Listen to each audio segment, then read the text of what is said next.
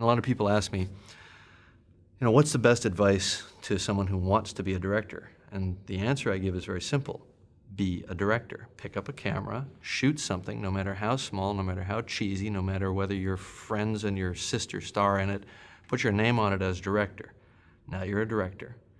Everything after that, you're just negotiating your budget and your fee. So it's a state of mind, is really the point. Once you commit yourself to do it, then the hard part starts, which is that you have to forswear all other paths, because you can't keep a foot in cabinet making and a foot in directing. You can't keep a foot in one job, and it's a total and all-consuming thing. And I suspect that many of the difficult and challenging things in the world, whether it's research or whatever, but certainly in the arts, must be all-consuming, because you're in competition with people who have made that decision, who have committed themselves 100%. You're competing for resources. It's a big coral reef, and it's a big food chain, and you're competing for resources. And you're competing against people who have made that commitment. If you don't make the same commitment, you're not going to compete. It's that simple.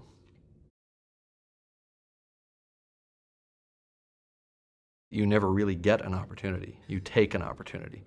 In the filmmaking business, no one ever gives you anything. Nobody ever taps you on the shoulder and say, I've really admired the way you talk and the way you draw. I think you'd make a good director. It doesn't happen that way. You have to constantly be pulling on somebody's sleeve, saying, hey, I want to direct, I want to direct, I want to direct, and you have to be willing to make sacrifices to do that.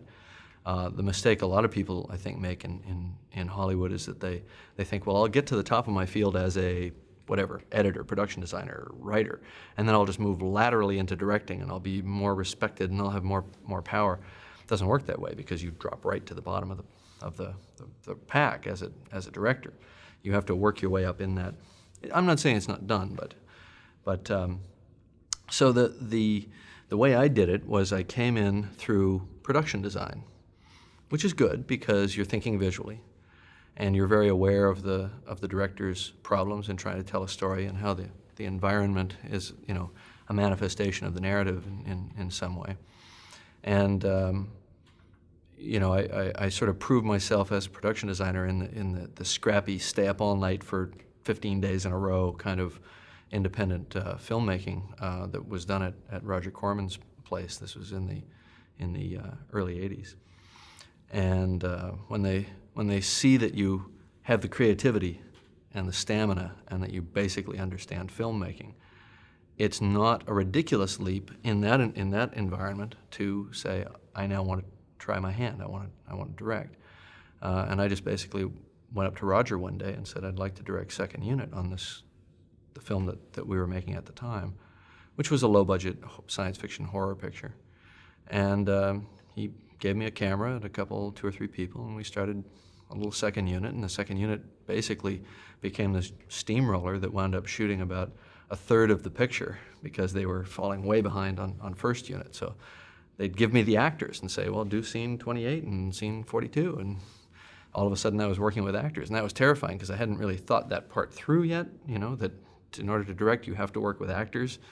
It's not just about sets and visual effects. And so it was simultaneously a shock and a joyful discovery, because I found that all actors really want is some sense of what a writer can bring to the moment, some sense of a narrative purpose. What am I doing? What am I trying to do here? What's the scene about? And it's really pretty much that simple. So that was the next epiphany, if you will, which is this part of it is fun too. The part I didn't expect to be fun, the part I didn't expect to be good at, turned out to be, in a way, the most fascinating part. I wouldn't say I was good at it right away. It took me a long time to realize that you have to have a bit of an interlanguage with actors. You have to give them something that they can act with. You can't tell them a lot of abstract information about how their character is going to pay off in this big narrative ellipse that happens in scene 80. That doesn't help them. They're in a room. They have to create an emotional truth in a moment, and they have to be able to create that very quickly. So they need real tangible stuff, and that's a learned art, I think. But coming from from writing and understanding what they're feeling and what they're thinking, what the character's feeling and thinking, and having thought about that a lot for months in advance is the way that I get enough respect from the actors that they trust what I'm saying, they trust what I'm giving them to do.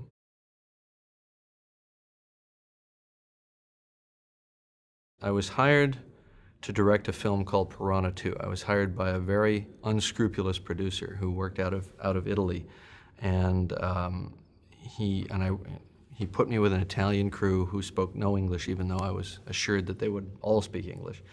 And I actually had to learn some Italian very quickly, and I'm talking about in 2 weeks, because that's all the prep time I had, because I was actually replacing someone else. And I was put into an untenable situation, and then fired couple of weeks into the shoot, and the producer took over directing. And it turns out that he had actually done that twice before on his 2 previous films, and that was his modus operandi in order to get the financing and then axe the director.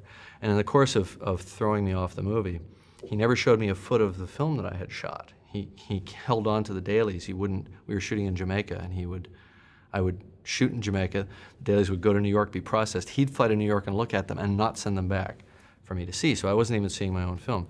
So he basically came in and said, your stuff doesn't work, doesn't cut together, it's a pile of junk, and you're off the movie. And then he took over the film. And I thought, I really don't, okay, maybe I'm just bad. Maybe I'm just not good. So I went to, a couple of months later, I went to Rome to find out sort of the truth, like what really happened. And he wouldn't show me any of the film. And I had been in Rome prepping the film for a couple of weeks before we went, and I remembered the code to get in, and so I went in and I just ran the film for myself. And it wasn't that bad. Because all I wanted to know was just one simple fact. Could I or could I not do this job? And I made a few changes, before I flew back, which I don't know if they ever caught. I don't know if the editor ever noticed that I actually fixed a couple things. But I had to know whether what they had said was true. So here's a case where everyone around me had basically said, you stink, you suck, you don't know what you're doing. And I accepted it. But then a little voice kept saying, I don't think so. I don't think it could be that bad. I remember doing some pretty cool stuff with the actors in this moment and that moment. And I looked at it and it was fine. So then I thought, you know what, I actually can do this. And I just fell in with a pack of thieves and wackos here.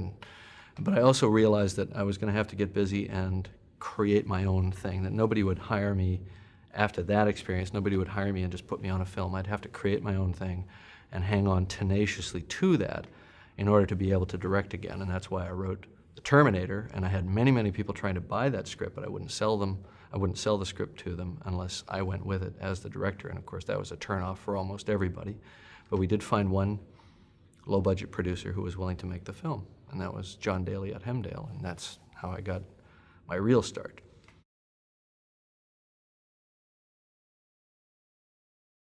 The road to success is like Harold and the Purple Crayon. You draw it for yourself. You have to imagine it first, and then you have to draw it, and then you have to walk it. But I think many people draw many lines that don't necessarily lead there, but the ones that do lead there are done by that process. Not for everybody. Some people can fall into good luck. Some people can have it handed to them, but I think the great majority map it out for themselves. But you always have self-doubts, and when you're working in a public art form like filmmaking, you don't really need self-doubt. Because if it's bad, you're going to hear about it, exactly what's wrong with it, and if it's good, you'll hear what's good about it. So there are plenty of other people who will inform you. So self-doubt is not really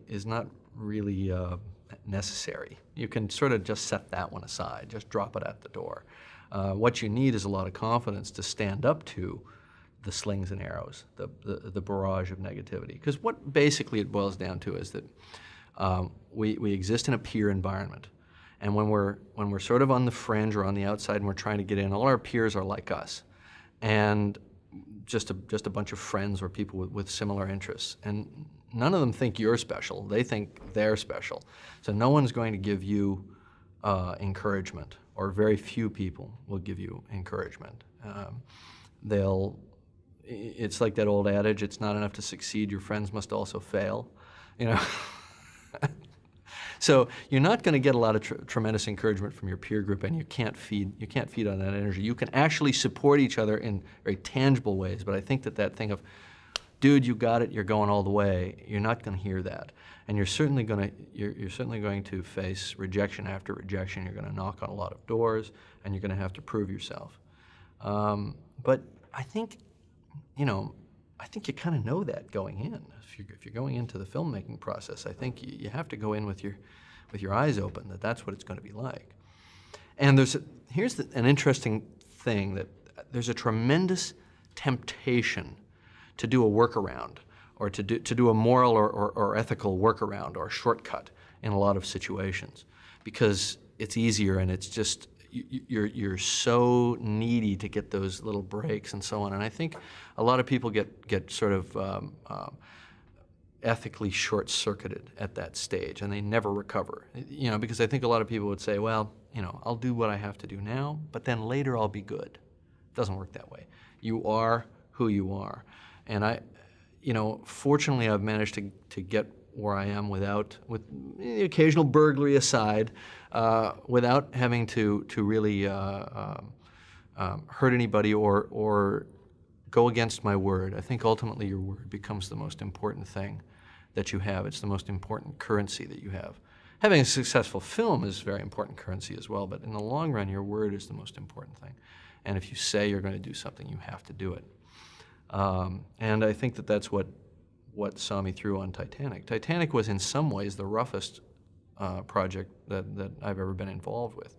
And what saw me through on that was that I had a relationship with the people who were quite rightly panicking, but they never completely panicked because they knew who I was. And we always treated each other with a kind of a respect. And I always did what I think was the right or ethical thing throughout that, even though it was costing me millions of dollars personally, right out of my pocket. To do it, I felt I had to do it, or they would never trust me again on another film. And I think that's ultimately the most important currency that you reap from any situation.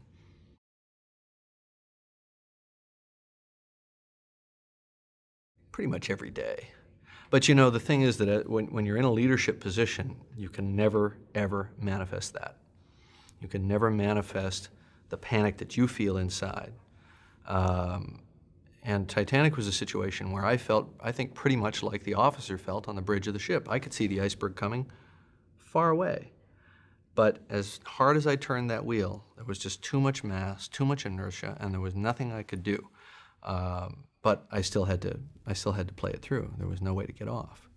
And so then, you're in this kind of situation where you feel quite doomed, and yet you still have to play by your own ethical standards, no matter where it takes you, And ultimately, that was the salvation, because I think if I hadn't done that, they might have panicked, they might have pulled the plug, things might have been very different, the whole thing might have crashed and burned, but it didn't. We held on, we missed the iceberg by that much.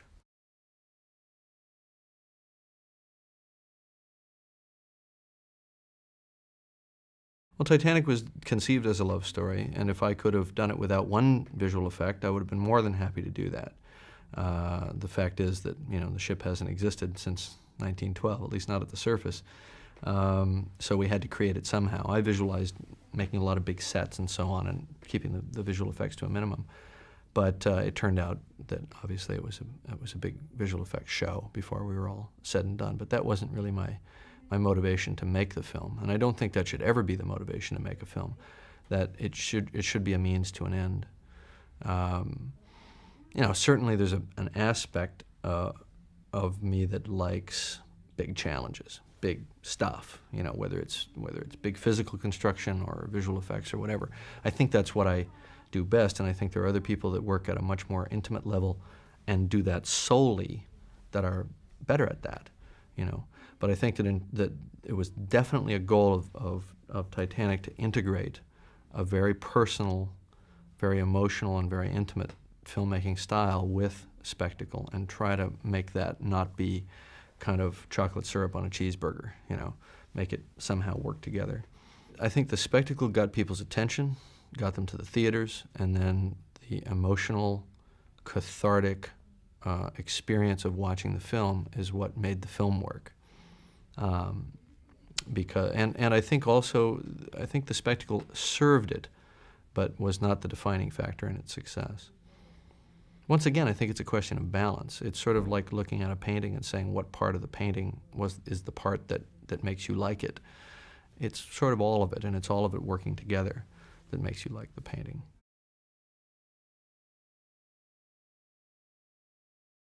I didn't know for a long time. I was fascinated by the sciences.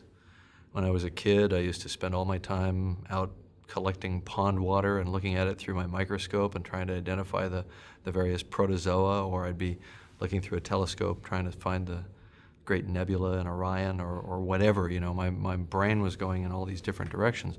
Art was always sort of there. I was always drawing, but it hadn't really manifested itself as the main thing. And all the way through high school, even into college, I majored in physics. I hit a kind of a wall with the maths, and possibly with a bad teacher who kind of turned me off to calculus at a critical moment. And even though my grades were very high in astronomy and physics, I switched to English because I wanted to write.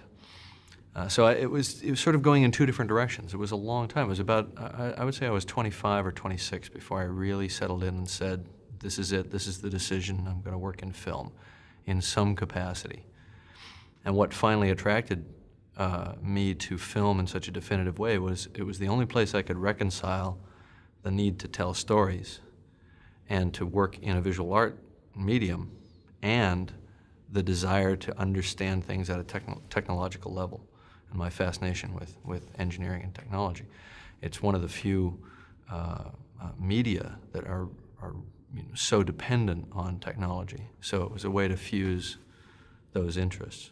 I didn't know where I'd wind up within film. I actually started as a model builder and quickly progressed into production design, which made sense because I could draw, I could paint, and so on. But I kept watching that guy over there who was moving the actors around and setting up the shots, and I had never quite pictured myself as a director. I'd pictured myself as a filmmaker, but I had never pictured myself as a director, if that makes any sense at all. I mean, I had wanted to make films, and I understood at some intellectual level that the director was the person who was most in charge creatively, but I'd never sort of pictured myself in that role, kind of standing up there, the guy with the monocle and the megaphone, had no meaning for me. But then I watched a couple of really bad directors work, and I saw how they completely botched it up and missed the visual opportunities of the scene when we had put things in front of them as opportunities, set pieces, props, and so on. And they had these great actors to work with, and they just blew it. And there was a moment where I said, I may not be very good at this, but I know I'm better than that guy. And that was kind of a critical moment, because when you realize that you can at least be better than somebody else who's already doing it, then you can visualize yourself doing the job.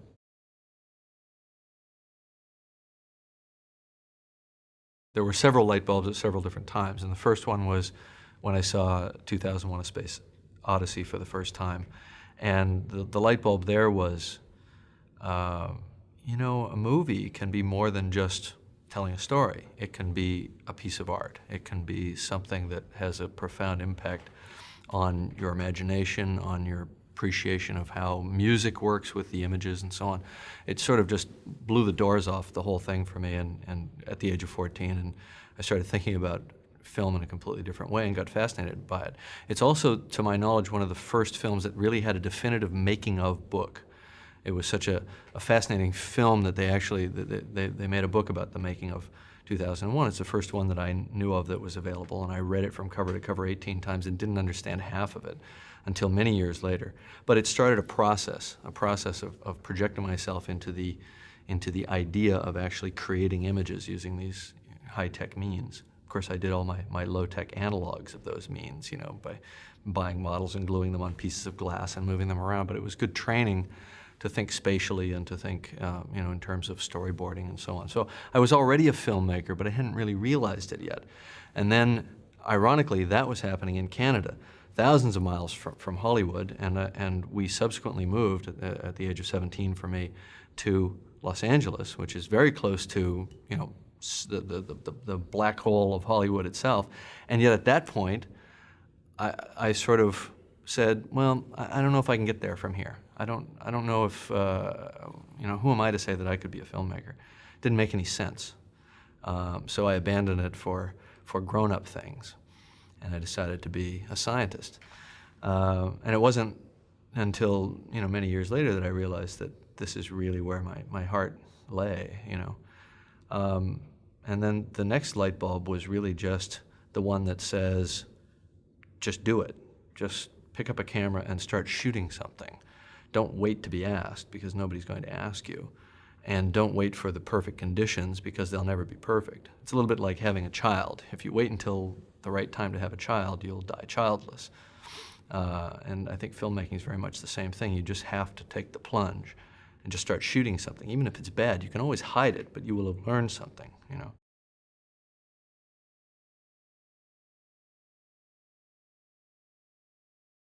I didn't really have anything to say, but I had a lot of images, a lot of things crowding into my mind visually. I had read tons of science fiction. I was fascinated by other worlds, other environments. For me, it was fantasy.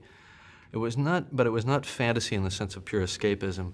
It was, as Isaac Asimov used to say, science fiction readers are people who escape from reality into worlds of pollution, nuclear war, overpopulation, and you know, it's a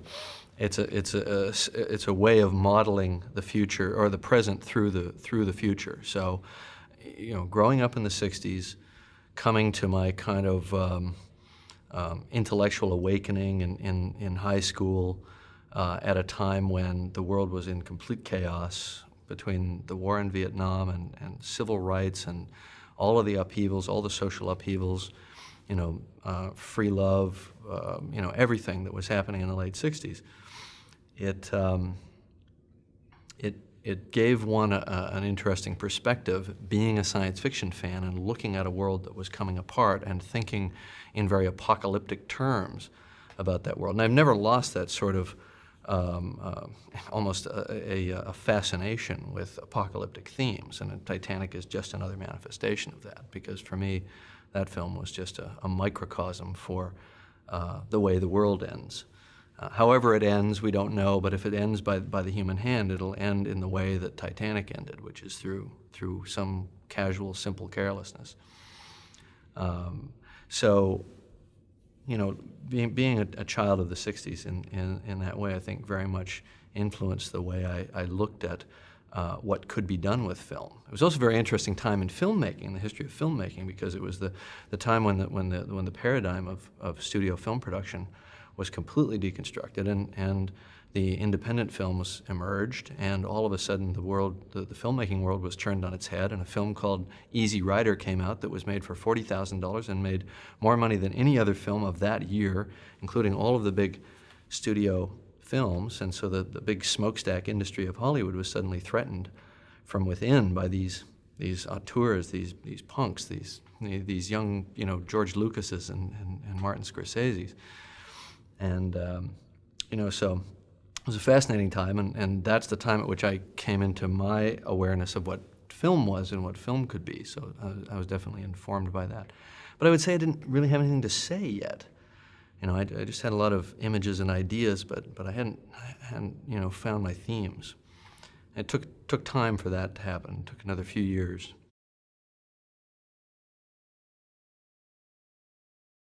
Never give up, because it's going to be unbelievably hard. It's going to be a ridiculously brutal uphill fight all the time. And you just have to have tremendous stamina and self-confidence to power through it. You have to not listen to the naysayers, because there will be many. And often they'll be much more qualified than you and cause you to sort of doubt yourself. But, you know, what I learned from those early days was to trust my instincts and to not back off, because when the hour gets dark your instinct is to, or your tendency might be to say, well, this is just too hard, and nobody should have to go through this in order to accomplish X, whether it's a movie or whatever. But in the pursuit of excellence, and I think you can be in the pursuit of excellence when you're working on a low-budget science fiction horror film, if it's how you define it, you have to go all the way. It's that simple. Now, I don't mean trample over people. I don't mean turn into a screaming maniac. I mean, you have to have made that commitment within yourself to do whatever it takes to get the job done and to try to inspire other people to do it. Because obviously the first rule is you can't do it all yourself. Even though you may know how to do many of these different tasks, you physically can't do it. And you need a team, and you need the respect and the trust of that team. So that was a lesson that took me a while to figure out, because at first I just wanted to do it all myself. I was like, you're doing it wrong, And that doesn't work. That doesn't ultimately achieve the vision, whatever the vision is, whether it's someone else's vision or when in my case when I started directing, it was my vision. I couldn't push people out of the way. I had to learn to inspire people to give me their best work. And I also had to learn to accept what they brought, even if it was either A, not as good, or B, good but just different from what I had imagined, and say that the end result of our collective efforts will be exactly that. It'll be all of our efforts together. It won't ever be exactly the way I imagined it. And that's, I think, an important lesson as well, is that in any group enterprise, it's going to be the sum total of the group. So choose your group well, and go in with that little voice in the back of your mind that says, be zen about it, be philosophical. It's ultimately going to be the best that these people can do. And that's an interesting thing, because it a little bit flies in the face of the auteur theory.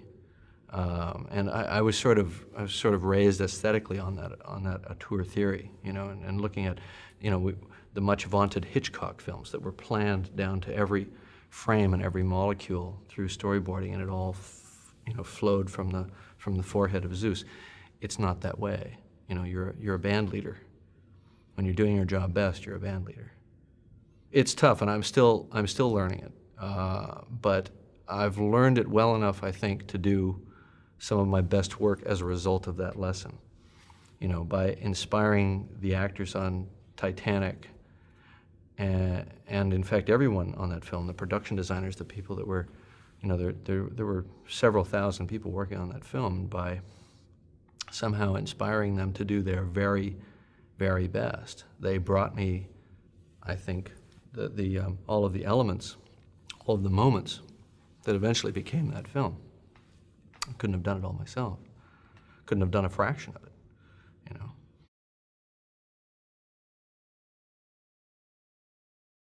I had dark hours on Titanic that were just as dire, if not more dire, than on Piranha 2 when I got fired, on Terminator when we had all these problems. I think that there's just I think that you have to find some kind of inner strength that says what I'm doing is right. It may not seem right to other people, and I may not be able to please them right now, and I'm going to have to proceed on this path for a while until I can demonstrate to them that what we're doing is probably the right thing, at least the best that I know how to do. And ultimately, you reach a point where people will hire you because you have the strength, or some people call it vision. I don't know. That's a bit of a lofty word, because I don't think it's something that comes to you necessarily in the night. I think it's something that's the process of a very rigorous mental processing of the data on a day-by-day basis, and the possibilities, what you can do and what you can't do. And over time, people will realize that you have what it takes to be in that situation where nobody really knows the answer, although a lot of them think they do or say they do. And you've come up with the right formula. And to have come out of these battle situations a number of times with the right formula on a consistent basis, they tend to trust you more as you go along. They'll never trust you completely. Whoever the they is. In my business, it's the studio that's putting up the money, the completion bond company, whatever, the bankers, the people that don't really understand the day-to-day sweat, blood, and tears of the creative process. Because that's another lofty term, the creative process. When you're on a set, the creative process consists of, oh my God, how are we going to do that? You're going to have to move the wall back 3 feet, and then you're going to have to pile up some boxes over here and put the camera on it. It's all nuts and bolts things. And then you have to be able to switch that off in a heartbeat and think about what's the actor feeling? You know, what's the character feeling at that moment? And it might be some really important, very pivotal scene for them. So. I would say there's a certain tenacity that's required, and that tenacity manifests itself sometimes in unpleasant ways, and other times it can manifest itself in very noble ways when you can get other people to go with you that extra mile. And I think a lot about of what is misunderstood about my particular filmmaking process is that I get people to go that extra mile that they've never done before, and they go into new territory. They go beyond what they previously thought were their limits. And then afterwards they talk about it like it was a big adventure. Oh man, we worked around the clock and we all almost died. And it sounds like an indictment of the production as a bunch of wackos, but when in fact they're actually, they want to share the fact that they did this, that they did go beyond. They went beyond in their creative capacity as well. And that's why they always all come back and want to do it again. Maybe just not right away. But I don't make films back to back anyway, so that I usually give them a year to go out and see what it's like on all those other boring movies, and then they all want to come back.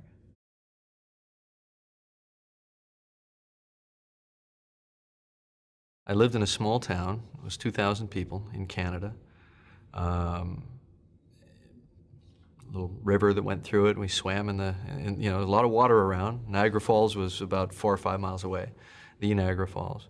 And so, I've always sort of loved the water, possibly as a result of that. And that's manifested itself, obviously, in my work and in my own private time. I do an awful lot of scuba diving. I love to be on the ocean, under the ocean, live next to the ocean. But in terms of some wild family dynamics or anything like that, nothing that would necessarily indicate anything. I would say my mother was an artist. She was actually a housewife, but she was an amateur artist. My father was an electrical engineer. So right there you have a collision of left and right hemisphere thinking. And I think I got sort of equal parts of both. My mother was definitely an influence in giving me a respect for art and the arts, and especially the visual arts. And I used to, go with her to museums and so on. And when I was learning to draw, I would sketch things in the museum, whether it was an Etruscan helmet or a mummy or whatever. I was fascinated by all that. I think out of an attempt maybe to get my father's respect or interest or whatever, I was, or maybe it was just a genetically passed through love of technology. I was always fascinated by engineering, always trying to build things, definitely a builder.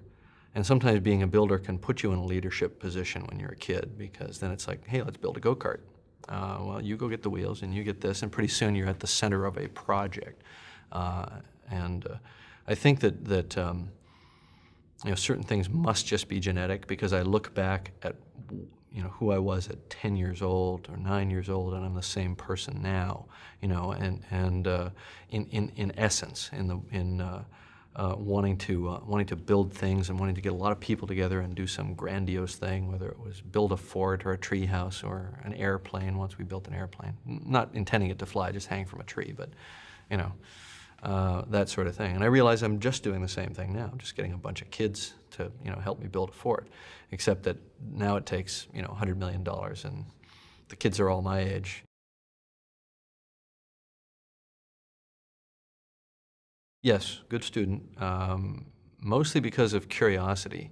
I mean, a real natural curiosity. I wasn't trying to please anybody. I wasn't trying to, for me, it wasn't competitive against the other kids. It wasn't about trying to please my parents so much as I just wanted to know things. The sciences, history, even math, to an extent. I was just, I was just switched on somehow. And I think, that's the most important thing when I look back to that formative period, and I'm thinking junior high through high school. That it was a 6-year period.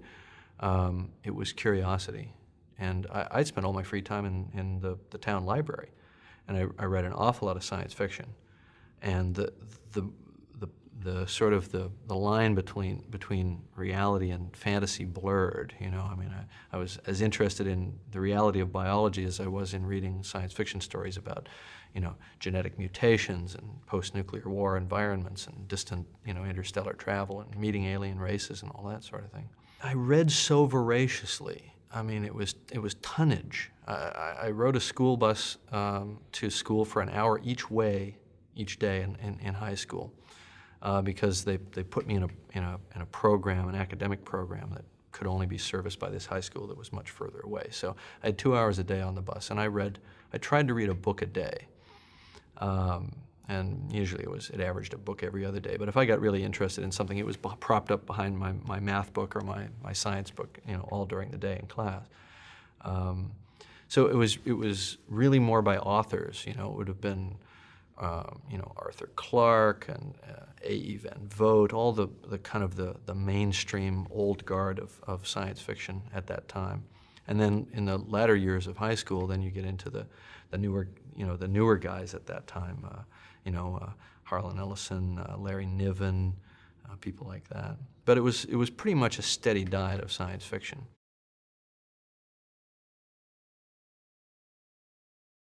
A critical moment for me, I would have to say, was in my, we didn't call them sophomore, senior year sort of things there. It was in the 11th grade. My biology teacher, Mr. McKenzie, decided that what our school needed was a theater arts program, and we didn't have it. There was wrestling, basketball, football. It was a very jock-oriented school, and there was no theater program whatsoever. So we started a theater program from scratch. We bootstrapped it. He taught it, and I think he might have done it for nothing. And we took the class, but we really had to build the props and the scenery and the costumes and just do everything ourselves. And we had to turn the stage into a proper working stage. And it took a year, but we started putting on our own productions. And I think that was really a pivotal moment. And so my biology teacher was our muse at that time. And I think the fact that we were having to do everything, that it wasn't handed to us, may have created a kind of a work ethic that paid off then in independent film production, because it's the same thing. You're finding scraps and bits and pieces and putting it all together and putting on a show. And it's that sense of being able to create some moment of glory, some showmanship out of nothing, out of baling wire, that is maybe the lesson that was learned there as a result of this man who just decided to have a theater arts program. Otherwise, I would have been just, somebody who was marginalized by the fact that it was a very athletically oriented school. And now I've gone back to the school recently and found out that the theater program is the thing that the school is most proud of. Their teams are doing terribly, but their theater program is doing great, and they're winning in all these, dramatic awards around the province. This is back in Canada, so that's his legacy. But anyway, I think the point is that a teacher can be absolutely critical at the right moment in your life, and it can be a mentor. And sometimes it's only just one comment that they can make. And I remember I was talking to this man, my biology teacher, and he said, I've seen your aptitude tests or whatever kind of testing they did back then, 30 years ago in Canada, and we believe that you have unlimited potential. Now, I don't know if he'd ever seen the tests, and I don't know if any of the data indicated that, but hearing that and knowing that somebody somewhere believed that I could go accomplish something was a big contributor to the self-confidence necessary to overcome all these things later, because you're going to have 10,000 people telling you why you can't do something. Sometimes it only takes one person to tell you that you can do something, and you take it to heart. Otherwise, I wouldn't have remembered it all these years, you know, and I remember where the conversation took place. I certainly didn't think of myself as gifted. Certainly the standards for being gifted in my environment were if you were good in Little League or if you were good in football, or, you know, so I was more like the kind of the misfit, the outsider. And of course the misfits and the outsiders all collect together, like this kind of, you know, pond scum around the sides. And that's where all the, you know, I think the good ideas come from. I certainly never thought of myself as you know, superior or gifted in any way. Just different, definitely different. And satisfied to be different. Maybe not always happy to be different, but satisfied to be different. Your defense mechanism becomes to be, you know, contemptuous of people who don't think outside of the box. And you know, I spent maybe, you know, a 10-year period in there, you know, being in a way kind of intellectually snobbish and saying, you know, you guys are just a bunch of jock idiots. And then I've spent the last, you know, 25 years trying to reintegrate myself into a kind of normal, being a normal person. And with, you know, limited success probably, but.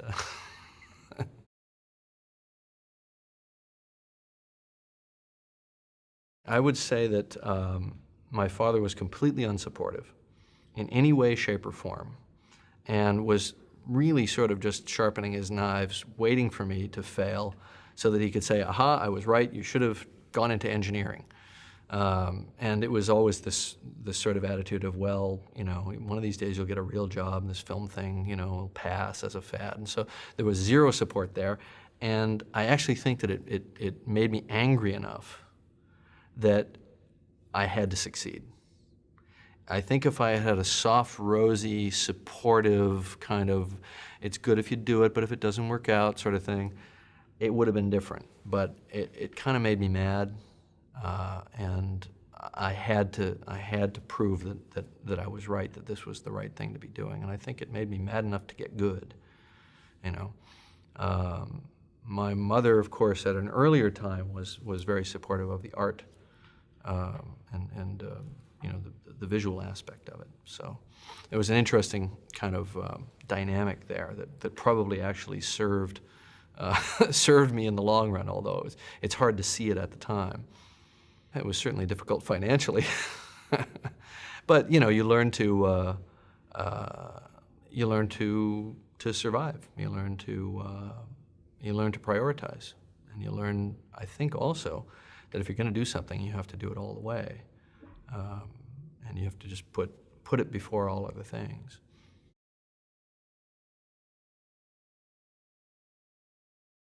I think you know, the old adage, the harder I work, the luckier I get. I think chance is not a big factor in the long run. It can be a huge factor in the short run, being at the right place at the right time.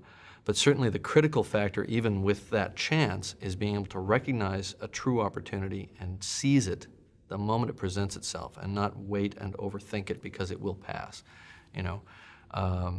And I think there are many talented people who haven't gotten to fulfill their dreams because they overthought it, or they were too cautious, and they were unwilling to make the leap of faith. I think there are a lot of people who are winos sleeping rolled up in a carpet remnant down in some alley someplace that also made that leap of faith and either made it at the wrong time or never had the skill to back it up. So it's necessary but not sufficient to have that as part of your makeup. But I think if you don't have the ability to make that leap of faith, it's going to be harder for you to accomplish something great, because there are going to be moments, there are going to be little windows of opportunity that open for a split second, and you either squirt through or you don't. But at the moment that you do that, you have to have prepared yourself. You have to have prepared yourself for that fight, because that's going to be the fight of your life. Whatever that opportunity is, when you grab it, it's going to be more energy than you can manage. It's going to be grabbing the tiger by the tail. And if you have not prepared yourself mentally for it, through study, through knowing and hypothesizing what it will be like when you're in that position, you won't be able to deal with it. And half of what you've concluded before the fact in your theoretical projections is going to be wrong. but half of it'll be right, and that's the part you're gonna prevail with.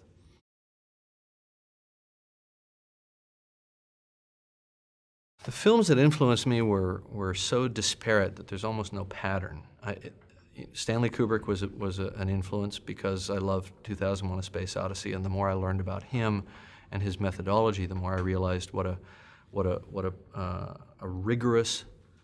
I don't even want to use the word perfectionist because that has a kind of a fussy connotation of unnecessary work, of unnecessary complication of the process.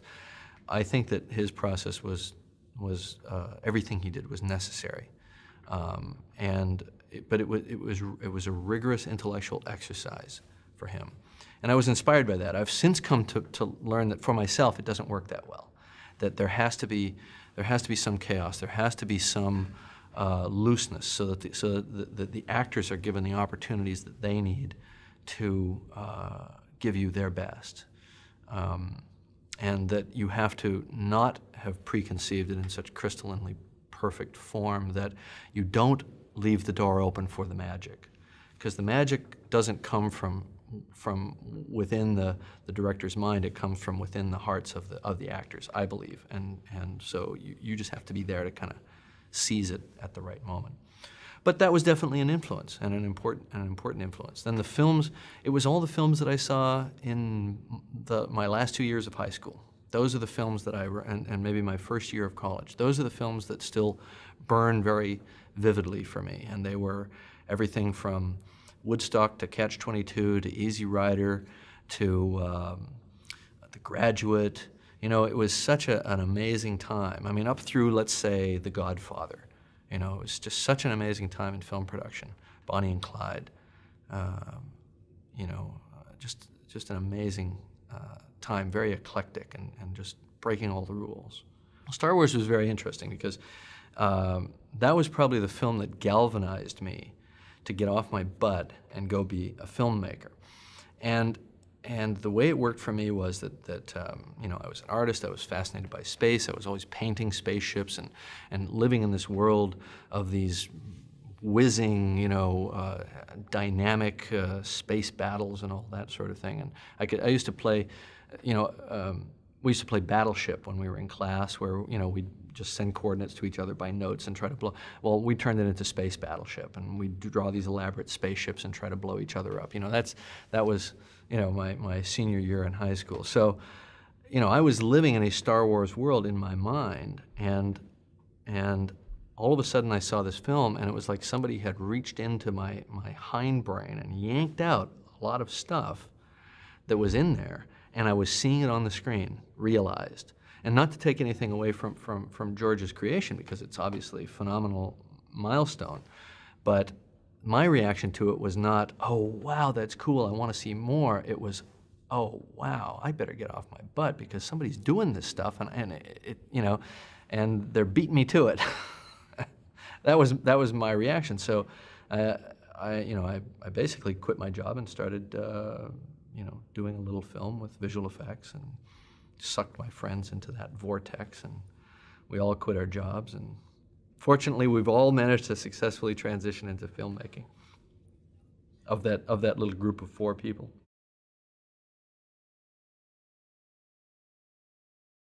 The thing that is exciting about filmmaking is to think back to the moment in time right before you had the idea, and think about that at the moment that you're sitting or standing on the set, and there are thousands of people around, and they've built this huge set, and there are all these actors, and there's all this energy and all this focus, and realize that it's all in the service of something that was made up out of whole cloth. You know, I mean, that's fun. I mean, that's what an architect must feel like when they drive down the street and they look up and see a building that they designed. It's something that you imagined made tangible. And I get that rush much more on the set than I do when the film is done, because for some reason when the film is done, you've lived with it for so long that it's not new anymore, and it almost seems like just destiny. That's just what it is. But there's a time on the set when it's new, and you can walk into it and you can see it, and it's this physical, tangible manifestation of pure imagination. Now, as much fun as that is, it becomes a curse the next time you sit down and face the blank CRT and you have to come up with something, because you know that there's going to be a moment in time when everybody's going to be standing around having built this and having gathered to do it, and this huge human enterprise, and you better think of something good, you know. So it's sort of the rush that you get out of it, but it's also the thing that haunts you before you start. I think that characterizing whatever I've brought to filmmaking is probably best left to others. I know what I've tried to do, which is tell stories that excite the imagination and maybe say something at a thematic level, maybe something about the human condition with respect to our human relationship with technology, because ultimately I think all my stories have been about that to one degree or another. And to allow people to step through that screen into that world, whatever it is, you know, whether it's the world of The Abyss or the world of the Terminator or Titanic, to let people live in that, create that space for them, and let them live in the shoes of those characters for a while. That's what I set out to do. I think it's really up to others to sort of sort it out, what it ultimately means. The thing is that I see my things that I've done that I know were inspired by other things. I see then other filmmakers picking up on my leads, taking it further, and I realize that it's part of an ongoing creative process that is kind of self-perpetuating. And so I think of myself as part of as a link in a chain of cinematic ideas, and it's fun. It's fun to have that place.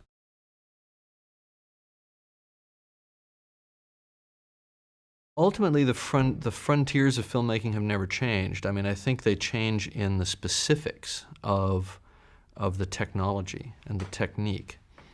But ultimately, it's somebody sitting in a room writing, it's actors saying the lines in front of a lens, and that image being captured, and that little slice of life, those characters, those relationships, being made alive in the minds of other people all around the world.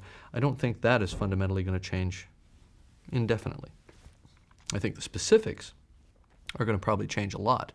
You know, we'll have electronic, digital presentation of the films, you know, projection of the films. That's going to then start to inform the entire post-production process, where ultimately we won't be working on film anymore. We'll call it film, but there won't be any film involved. It may be shot electronically. Film itself as a substance, as a thing, may be obsolete within 10 to 20 years, other than, you know, atavistic artists who choose to shoot on film because of some real or perceived artistic need, in the same way that people still make pots by hand, even though there are machines that make them beautifully. But I think that you know, from a visual effects standpoint, I think that visual effects it's happening now. It's not even the next frontier. Visual effects are just becoming integrated into the basic fabric of filmmaking, where they're not something other. They're not something that is outside of the normal filmmaking process. Now all directors are working with visual effects, and it's just become as basic to the technique as a light or a dolly or whatever, which is good, I think. It's good to think it's empowering, I think, to the imagination to let people create whatever it is they want to create, and do it in a very easy and straightforward manner, which visual effects are now capable of doing because of the ease of digital compositing. In terms of computer graphics and animation, I think that's going to continue to have an increasing role. And I think that you know, very real characters will come out of that. I don't think we're going to replace actors. They're going to have to be non-human characters. I think there has to be a reason to do a CG character, and the reason is it can't be you or I. It can't be somebody that you cast and stick in front of a camera. It's got to be something different. But in the traditional techniques of putting rubber on people's faces and making rubber puppets and moving them with hydraulics and so on, I think are going to fall by the wayside. Actors will still be empowered within that process, because it'll ultimately still be a performance created by an actor in some way. They just won't have 5 pounds of makeup stuck on their face.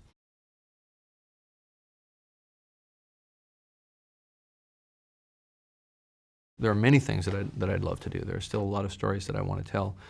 I get very excited by all kinds of different stories.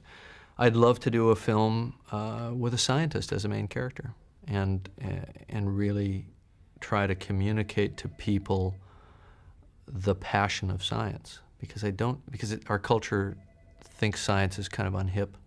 You know, scientists get it, but I think that the greater community doesn't understand how scientists think, what drives them, and how their passion can be as great as the passion of an artist or the passion of a great athlete, which our culture respects much more, unfortunately. I'd love to be able to crack that nut, because I don't think it's been done well. I don't think Hollywood has served the science community well. They're usually stereotypes, you know, geeks, bad guys, or distant, unemotional people. And of course, none of that is true, or it can certainly be true of individuals, but it's not generally true.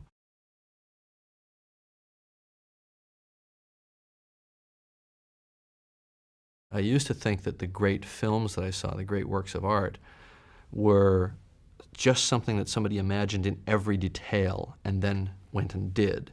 I didn't realize that the creative process is the end result of a lot of different people bringing a lot of different things to the table, and it's impossible to predict, and it's a real-time monitoring, shaping, molding process that goes along, and the end result may be quite different than what you imagined when you started out.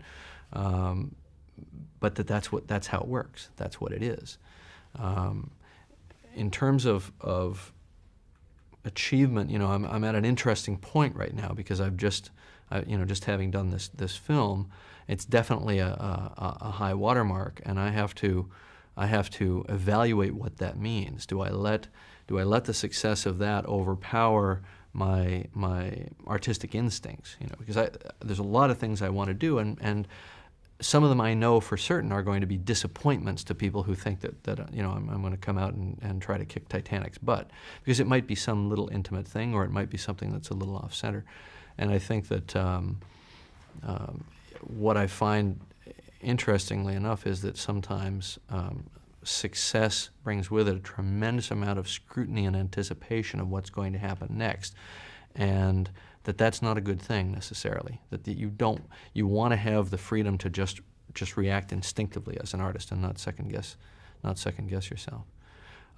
So, you know, when I've been speaking to young people, which I've been doing a lot lately, that are right at the cusp of sort of deciding their path, I relate to where I am right now. I relate where I am right now a little bit to where I was when I was 17, 18 years old, and thinking, oh, I've got to make this big decision. You know, I've got to make this big decision what I'm going to be, and if I mess it up, I mess up my whole life. You know, and it's just not like that. It's an evolving process. So I think the illumination that I might be able to share, that might mean something to people that are 17, 18, 19 years old, and right in that point where they just think they've got to make this big decision, is you've got time. As long as you follow your heart, you'll be going the right direction for you. It may not be the direction that everybody around you thinks you should be going, but it'll be what's ultimately right for you. And I think the problem for a lot of people, especially when they show great potential, is that all of a sudden you got 50 people in your hip pocket telling you what you should be and what you should do. And that sometimes people need a push. Other times that those voices can be deflecting you off your true course. And I didn't find my true course until I was 25, so you've got time. I don't think you have till you're 45, but I think you have at least until you're, you know, in your mid-20s. And of course there are stories are legion of people who don't find their true calling until they are in their 40s or 50s. I had the great opportunity to become briefly friends with a woman who died recently at the age of 105. She's an artist in California named Beatrice Wood, and she was a little bit the inspiration for the character in Titanic. In fact, I called her up and asked her permission to use her a little bit, to interview her and use her as a kind of a model for this character, even though Beatrice had no connection to Titanic itself. And she said, "Oh, I couldn't possibly do that because I'm only 35." She was 102 at the time. She was an artist who none of her significant work was done before she was 90. She kind of switched on when she hit 90. And I think that's an interesting thing to remember.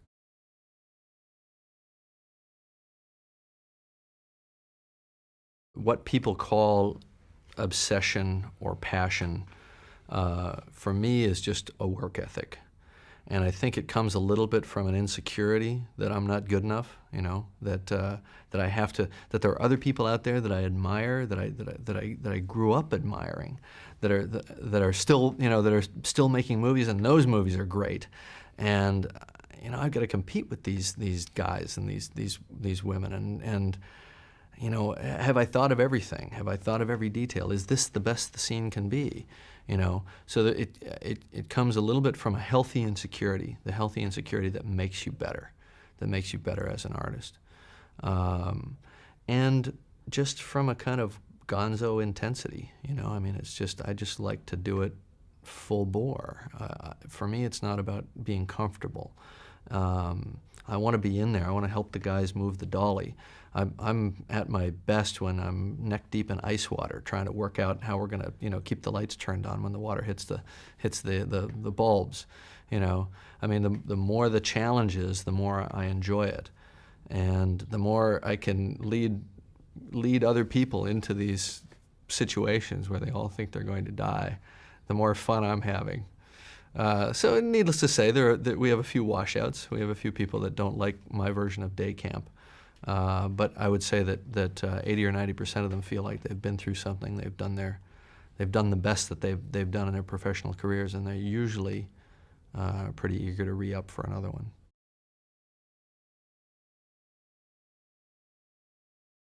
Well, as a Canadian, the American dream had a very negative and pejorative connotation when I was growing up, because it was this kind of cultural imperialism.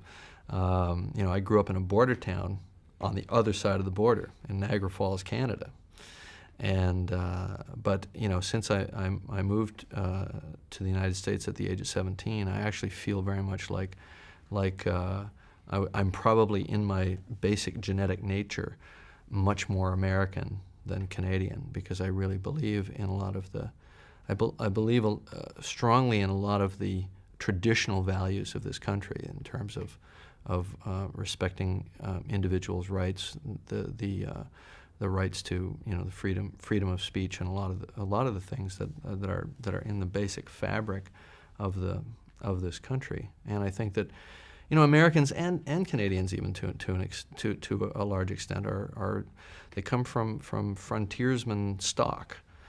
So they're people who hewed their civilization out of the wilderness. It wasn't given to them. It's not like people growing up in Italy or France in the shadow of past glories from thousands of years before. We made what we have, and we don't have a great cultural depth like they do, but what we have is ours by God. And I like that. I like that about it. It sort of puts your hand on the tiller of destiny in a way, and America definitely has its hand on the tiller of destiny for this planet. For good or bad, doesn't mean you know what you're doing necessarily. But the other thing is that Americans are very, very happy to argue like crazy about everything and just hold things up to ridicule and challenge that other countries just take for granted. And I think that's a good thing. I mean, the whole Monica Lewinsky thing is the dark side of that. It just goes on and on forever, and the other countries all think we're a bunch of idiots. But it's a manifestation of a good thing, that everything has to be examined and challenged, and that's a great thing. I mean, certainly, from an achievement standpoint, anybody can come here from anywhere, and if you've got the goods, it's a meritocracy. Yes, there are inequities, just like anywhere. But we challenge the inequities. We're trying to evolve. Other countries aren't. Many other countries, certain other countries, aren't even trying to evolve. They're not trying to challenge those inequities. So I think that there's something that can happen here that's unique, and certainly because America has embedded within it this this thing called Hollywood or the movies or whatever, which is this kind of mecca to which filmmakers from all over the world come and participate. It's become a kind of entertainment / pop culture leader for the world, and so there's a grave responsibility in that as well. I'm not sure that that responsibility is necessarily being being that mantle is being worn well necessarily right now, but it's the place to be. I could go on for hours about that.